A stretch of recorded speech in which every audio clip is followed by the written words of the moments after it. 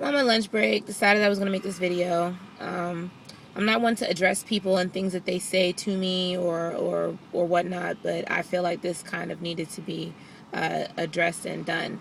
So when two people come together to establish a relationship cannot occur unless you have two separate entities and these entities combine to become one. If you don't know who you are, you can't be in a relationship with somebody. You shouldn't be going out and seeking a relationship to fulfill your emptiness and because you have nothing to give. You feel what I'm saying? So I had dated somebody, and Facebook and social media and the internet and Instagram and all that different stuff, it really allows you to be fooled and bamboozled. You can be who you want to be on the internet, and because of the way that these media sites are set up and how much they weigh in on our everyday life, that is the image and the projection of what's going on. You might look at Valerie's page on Facebook and, she got a nice body. She's gorgeous. She's got some big, high, fancy job. She might say that she's a model. And in real life, she might drive a hoopty. When she takes off all that makeup, she doesn't look like what she looks like in those photos. It can be a complete 180-degree turn. So, I dated someone, and I thought that, and everybody, I'm not one to judge. Everybody doesn't have it all together. We're all young. Like, this is the point in our lives, our young, I'm 25. And this point in our life is when we're still trying to establish everything and secure our footing, because when you get up in your 30s, you're supposed to be established, or at least have a mindset and a clear path as to what goals it is that you're trying to achieve and maintain. I'm not one to look down upon anybody because of age, stature, or circumstance. So I wasn't aware of a lot of these things when I had dated this person. And once the two of us established a common ground, and he became more open about what was going on with him in his life, he had a lot on his plate. And I would give him words of encouragement and talk to him, but it's just like, it was a lot of woe is me. And I mean, I got a lot of woe is me is going on as well, but I'm not constantly thinking about that every day. You can't allow your trials and tribulations to define who you are. Those trials and tribulations aren't going to be there all the time. And, when you close your eyes, fine, it might be looming over the back of your head, but that's not going to alter your life and hang over you every single day unless you allow it to. You're going to succumb to your own maldoings that are coming from your head. So he showed up at my job. The first time it was okay. It was like, oh, a surprise, you showed up at my job. And I wasn't upset about it. I actually thought it was kind of cute. Oh, look, my boo's coming to see me while I'm at work. And, we're going through all this back and forth. And it's just like, if I didn't text him back, then I get like a sad face. And then, I'm over here and he's still texting. And it's just like, it's a lot. I have two jobs. So I get up at 6 in the morning. I'm doing everything I got to do by 7. I'm at my desk at 8. Work from 8 to 5, come home for about an hour, and then I'm off to my other job. So I work 12-hour days. I don't have time to, one little cute text or whatever, during the day is fine, but first you're going to text, and you're going to keep texting. If I don't respond, then you send me a sad face. Then you go to Facebook and you send me a Facebook message. Then because, then you send me you comment on a picture on Instagram. You already liked this picture on Instagram, 2-3 days ago. And you do little stuff like that. Then when you call me and you leave me a voice message, it's just like, oh, I got to talk to you. And then, it's just like a lot of extra drama. I talk to you about it. and you claim that you understand, it's crystal clear. You understand that you're overwhelming me with your behavior, the amount of communication, and fine, your day isn't as busy as mine, and I'm not making qualms about your work ethic or the job that you have, but I do work more than you. And if you thought or cared about me, then you would understand that, you know, I first of all, I'm not really supposed to be texting at my job anyway, but I'm over here and I'm texting you. And then secondly, I'm going through a lot, so why are you're giving me added stress? And the talk that we had told you that. So you said you understood, everything was good, and then you go back and you're doing the same thing, but this time it's worse, honey. Like, you're doing a lot. It's really bothersome. This is a lot. You instead of making me like you more and having things become exciting, and the cute little things that you do are making me fall for you or fall in love with you or become closer to you or more attracted to you, it's driving me away. So then you start doing it more.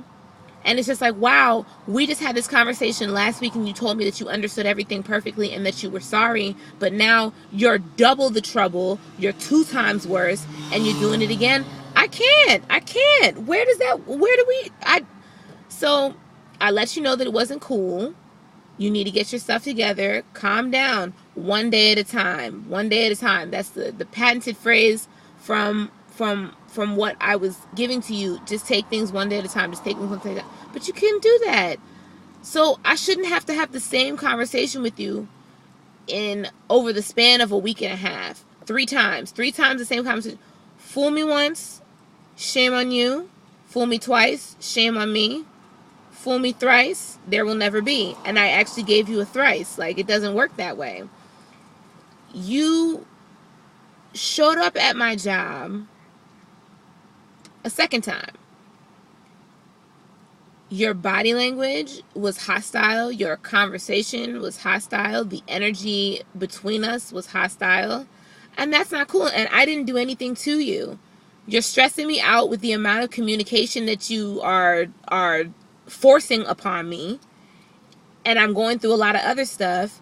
And I understand you're going through stuff too, but you're making mountains out of molehills that have nothing to do with our relationship. And then you're bringing a lot of extra stuff into the equation. I let you know that it's not cool and you're doing a lot. And it's just like, I'm not one to judge you for not being on my level, but we're not on the same level, I guess, in terms of processing information or dealing with emotions and terms and feelings. If something goes wrong for you, it's like the plane crash and burn, like everything is wrong, it's D-Day, end of the world is coming. You got to be even keel. You have to be able to at least process and deal with some stuff on your own. And I don't have a problem with being there for you, but you're not going to be able to change some of the things about your situation overnight. And the reason why the two of us were able to come together is because you're supposed to be a man of faith. You're supposed to be a godly man. That's one of the main reasons why I was dating you. But your insecurities were just sky high. There's only so much that I can do as being a Christian, being a mentor, being a leader, and trying to help you, and just being a person that cares about people in general. I wanted to help you. I want to help you. I want to see you do well. I want to do that. But it's like I would give you a nugget of information and you trying to take that nugget back out your chest and push it through your nose and be like, look, I can do it too. This is it. And you're not processing and understanding and dealing with it. I enjoyed and I loved and was thoroughly surprised and happy and spoiled with some of the things that you did for me. That is the only thing I've ever wanted in my entire life, is for me to find a nice, fine man. Fine, he might not have to be fine, Lord, I understand. But in my mind, I'd like a nice, fine man who loves the Lord, knows who he is, wants to love me, protect me, let us get married, all that other extra la. And you over here, and you just doing too much. Like, I love surprises. we'll call him Gonzo. That's the name that I'll give him for the story. And Gonzo would buy me flowers, and he planned a dinner. Like I've never, dudes are usually like, oh babe, where you want to go eat? Or what do you want to do? I don't know what you want to do. It's up to you. It's up to you. But he actually went out of his way and he made the plans. That's what I like. Surprise me. Just tell me to get dressed and show up. Like that's how it should be. You just surprising me with, cards and stuff like that. I enjoy stuff like that. Things about just because. However, your behavior and all that extra stuff that you were doing is too much. The cute, wonderful things that I love that you do not compare and are so far less and insignificant in weight compared to all the other crazy shit that you got going on and that you're doing, that it's not that I don't appreciate it or that I'm not thankful or that I'm not happy, because I was. Where I am at in life, I don't got time to deal with that. Ain't nobody got time for that. What I learned from you most, Gonzo, is that, and I guess that's the lesson that I learned from God, or what God was trying to teach me and use you in my life at that point in time to teach me, was self-love. I love myself far too much to go ahead and put myself through what you and I were getting ready to attempt to do, or what I wanted to attempt to do. I'm not Captain Save a Hoe, and I'm not saying that you're a hoe, but I can't save you. It's not my job to save you or teach you or help mold you into who it is that you need to be, because you have a lot of work that you need to do on your own. You're not your own person. You don't know who you are. You don't have any self-control. When you don't get your way, you freak the fuck out. I don't got time for that. I don't have time for you to be showing up at my job, popping up at my crib.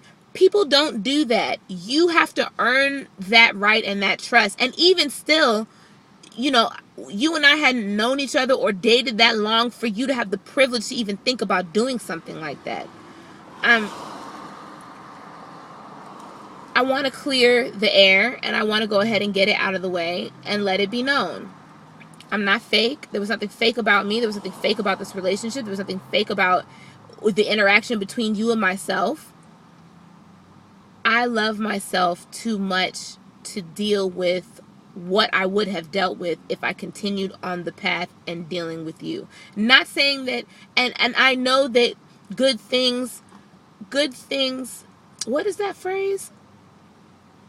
Good things don't come easy, and things that do come easy aren't good, or something to that effect. Somewhere along the lines of that. My isms aren't perfect today, but I know that in order to have something worth having, you gotta work at it. The point where I am at in my life and the things that I'm going through and what I'm getting ready to embark upon, I can't entertain your crazy shit. I can't. Tiny shrug. You mad? I'm sorry, I can't. And I talked to you about it.